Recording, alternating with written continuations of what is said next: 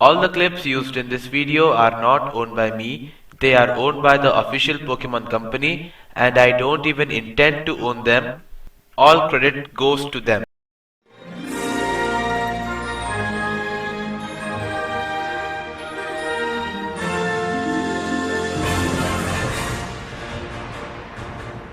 Pokemon की दुनिया सबसे अद्भुत दुनिया है ये घर है कई लाखों करोड़ों अद्भुत क्रीचर्स की जंगल में, ऊपर आसमान में,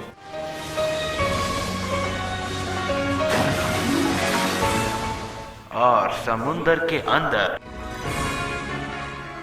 पोकेमॉन इस दुनिया के हर एक कोने में मिलेंगे आपको। पोकेमॉन और इंसान एक अटूट रिश्ते से बंधे हैं, एक रिश्ता जो दोस्ती के बल पर है। अब हम आते हैं एक नौजवान के पास जिसका नाम है ऐश और उसका पार्टनर पिकाचू। पोकेमॉन से लड़ते हैं ताकि वो उनसे दोस्ती कर सके।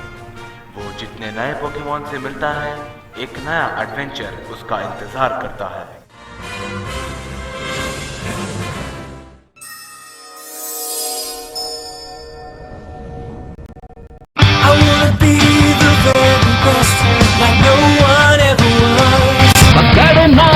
मेरी परीक्षा दिखाना लक्ष्मणा।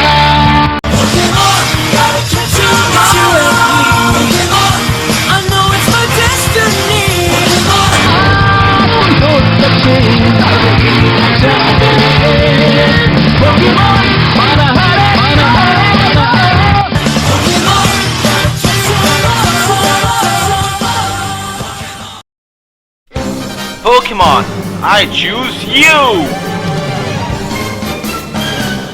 अब टाइटल तो तुम लोगों ने पढ़ ही लिया होगा और बेशक इस वीडियो में स्पॉयलर्स होंगे, तो अगर तुम लोगों ने अभी तक इस मूवी को नहीं देखा तो नीचे डिस्क्रिप्शन में जाओ, वहां पर कुछ लिंक्स हैं, उन लिंक्स पर जाओ और ये मूवी देखो, फिर उसके बाद ये वीडियो देखना।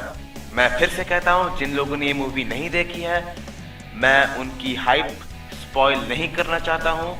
जल्दी से जाओ नीचे डिस्क्रिप्शन में, वहां पर लिंक्स दिए गए हैं और ये मूवी देखो, फिर उसके बाद तुम ये रिव्यू वाला वीडियो देखो।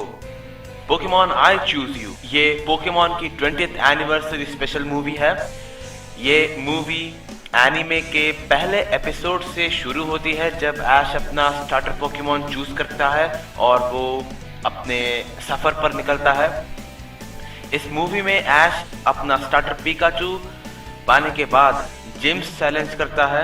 हमें तीसरा वाला जिम मुकाबला देखने को मिलता है थोड़ा सा। अब जिसने पोकेमॉन रोम्स खेले हैं, जैसे कि Pokemon fire red, Pokemon leaf green, उन लोगों को पता ही होगा कि पहले के दो जिम्स किसके हैं। वो हैं ब्रॉक और मिस्टी के। और इस बार कुछ अलग करने के लिए उन लोगों ने इस मूवी में ना ही ब्रॉक और ना ही मिस्टी को इंक्लूड किया है, मतलब उनके जिम बैटल्स भी उन लोगों ने स्किप कर दिए। इस बार ऐश के साथ दो नए जन हैं, वेरिटी और सोरेल। पोकेमॉन की ओरिजिनल सीरीज की तरह इस मूवी में भी ऐश का पहला पोकेमॉन कैटरपी होता है पिकाचू के बाद, और जब वो बटरफ्री बन जाता है तब वो ऐश को छोड़ के चला जाता है अपनी लाइफ पार्टनर के साथ। फिर ऐश को एक अबैंडन्ड चारमैंडर मिलता है। अब अबैंडन्ड का हिंदी क्या होगा मुझे नहीं पता, इसलिए मैंने अबैंडन्ड ही यूज किया। तो जिन लोगों को पता है वो प्लीज नीचे कमेंट कर दीजिएगा। ओके, तो ऐश को एक अबैंडन्ड चारमैंडर मिलता है। वो क्रॉस नाम के एक ट्रेनर का होता है। इस मूवी में हमें सिर्फ ऐश के 3 ही पोकेमॉन दिखे हैं। एक है पिकाचू, दूसरा है बटरफ्री और तीसरा है चार्जार्ड। इस मूवी में चार्मिलियन ऐश की हर एक बात मानता है, हालांकि ओरिजिनल सीरीज में ऐसा नहीं होता था। और इस मूवी का थीम ये होता है कि ऐश हो को ढूंढने को निकल पड़ता है, ठीक जिस तरह हमने एनिमे के पहले एपिसोड में देखा था कि ऐश एक हो को देखता है अपने सफर के शुरुआती पहले दिन में ही। ठीक उसी तरह इस मूवी में भी वो अपने सफर के पहले दिन हो ओ को देखता है, पर इसमें एक स्लाइट चेंज है और यही चेंज के ऊपर ही ये मूवी बेस्ड है। जब हो आसमान से उड़ रहा होता है तब उसका एक पंख ऐश पर गिर जाता है। इस पर एक लेजेंड भी है। अब हम जानते हैं कि जोटो सीरीज में दिखाया गया बेल टावर और हो की क्या स्टोरी है। अब जिन लोगों को ये नहीं पता कि वो क्या स्टोरी है, मैं शॉर्ट में समझा दे रहा हूँ। बेल टावर ह्यूमंस और हो के बीच एक संपर्क था, वो एक कांटेक्ट जनरेट कर रहा था ह्यूमंस और हो के बीच। लगभग 100-150 साल पहले एक बेल टावर हुआ करता था जो ह्यूमंस और हो के बीच एक कांटेक्ट का जरिया था।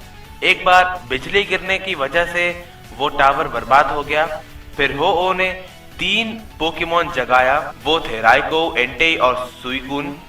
सिर्फ कुछ ही लोगों ने हो को देखा है, पर एकदम खासम खास ह्यूमंस जिन्हें हो पसंद करता है वो उन्हें अपना एक पंख देता है, रेनबो विंग। ये रेनबो विंग जिसको मिलती है वो एक रेनबो हीरो कहलाता है और वो हो को खोजने निकल पड़ता है।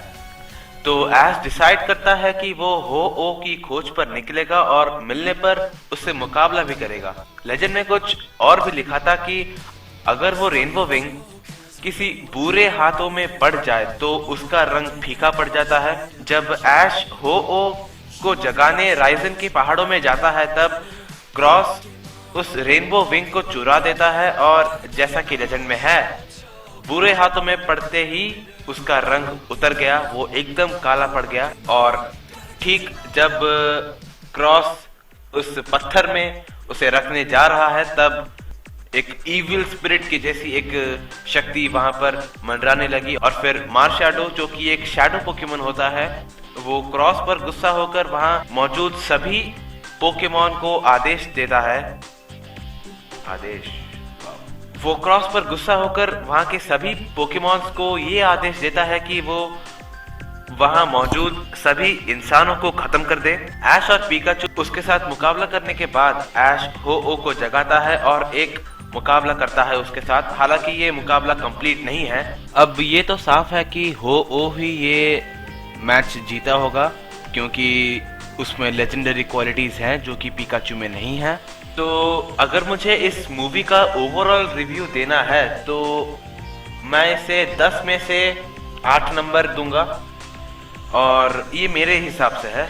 और अगर आपके हिसाब से अगर कोई अलग रैंकिंग या कोई अलग ग्रेडेशन हो तो आप नीचे कमेंट्स में बता दीजिए, क्योंकि इस मूवी में हमें लगभग सारे के सारे फर्स्ट जनरेशन के पोकेमॉन्स देखने को मिले और इसमें ऐश और क्रॉस के बीच जो मुकाबला हुआ था लास्ट में चारिज़ार्ड और इन्सिनेडोर के बीच, वो वाला भी एकदम कमाल का था। और जिस सीन में चारिज़ार्ड अपने एक्स ट्रेनर क्रॉस को बचाता है ना यार, वफादारी का वही डेफिनेशन होता है। तो बस आज के लिए सिर्फ इतना ही। हाँ, इस मूवी में और भी बहुत सारी चीजें हैं अच्छी वाली, पर मैंने उन्हें इस वीडियो में इंक्लूड नहीं किया ताकि जो लोग ये वीडियो मूवी देखे बिना देख रहे हैं उनकी हाइप खत्म ना हो। मूवी देखने के बाद नीचे कमेंट्स में बताओ कि इस मूवी की कौन सी सीन तुम्हें ज्यादा सैड लगी, जिसमें तुम्हें रोना तक आ गया। मुझे पूछो तो मुझे ये सीन बहुत ही इमोशनल लगी। इसमें मैंने सब्स ऑफ कर दिए हैं ताकि आपको पता ना चले कि ऐश ने यहाँ पर क्या कहा जिससे कि पिकाचू इतना नाराज हो गया। नीचे डिस्क्रिप्शन में मैंने लिंक दे दिया है, तो जल्दी जाओ, टाइम वेस्ट मत करो। लेकिन जाने से पहले लाइक, कमेंट और सब्सक्राइब बटन हिट करके जाओ यार। 2000 तो कंप्लीट करने दो प्लीज। तो मिलते हैं अगली वीडियो में, तब तक के लिए सायोनारा मिन्ना।